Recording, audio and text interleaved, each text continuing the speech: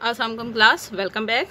Now we are going to discuss the disjunction of a preposition. It's a part of compound preposition, right? So disjunction of a preposition basically used to combine two or more preposition in a compound preposition or a compound statement, right? And disjunction preposition of P and Q is read as P और Q, mean दोनों में से कोई एक option, ठीक, P और Q, and denoted as P symbol or Q, right? For example, we have two statement variable. Number one, today is a holiday, P. Today is Friday, Q. सही. और के लिए हमारे पास नोटेशन आ गई दिस वन. सही. Here today is a holiday, today is Friday, Friday का दिन है.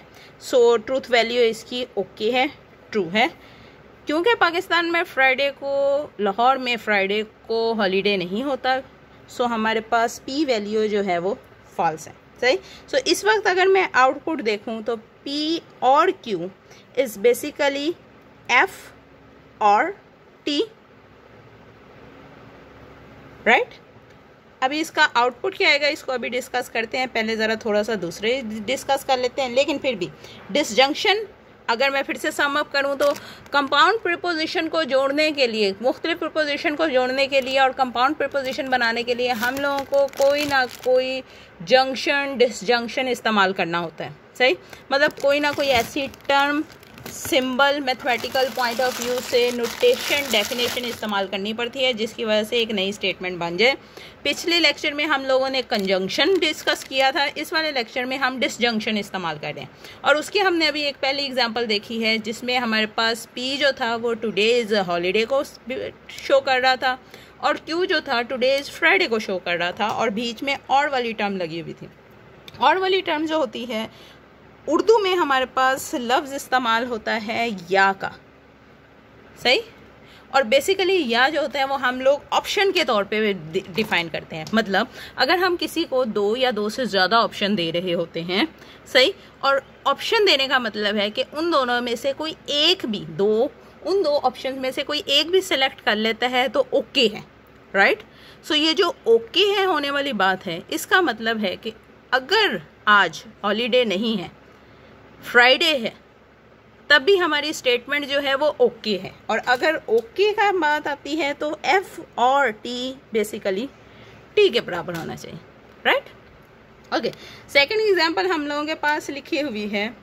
पहले मुझे उसके बारे में एक इंफॉर्मेशन दी हुई है कि x + 4 = 9. सही.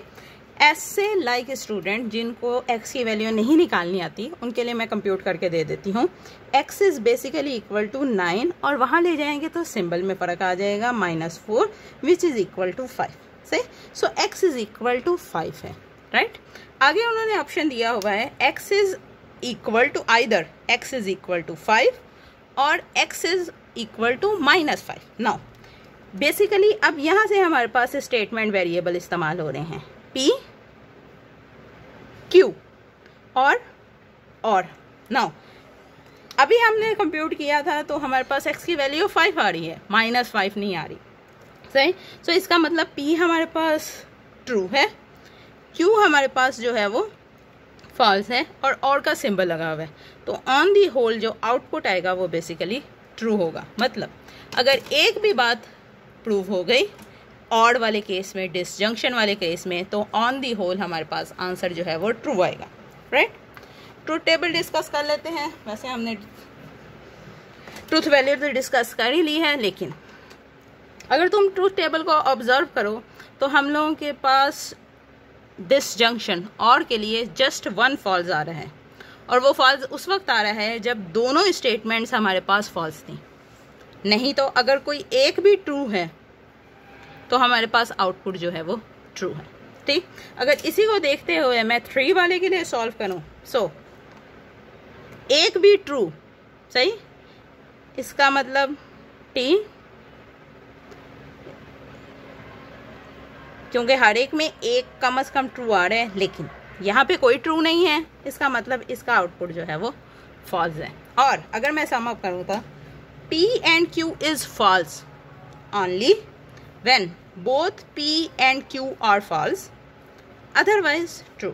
अगर मेरे पास स्टेटमेंट वेरिएबल्स सारे फॉल्स होंगे तो आउटपुट फॉल्स आएगा, अदरवाइज हमेशा ट्रू ही आएगा। बेसिकली डिसजंक्शन जो है वो चॉइसेस की तरह से है, और चॉइसेस में अगर तुम लोग एक भी ऑप्शन पूरा कर लेते हो तो आउटपुट ओके करार दिया जाता है। ठीक, थैंक यू, अल्लाह हाफिज़।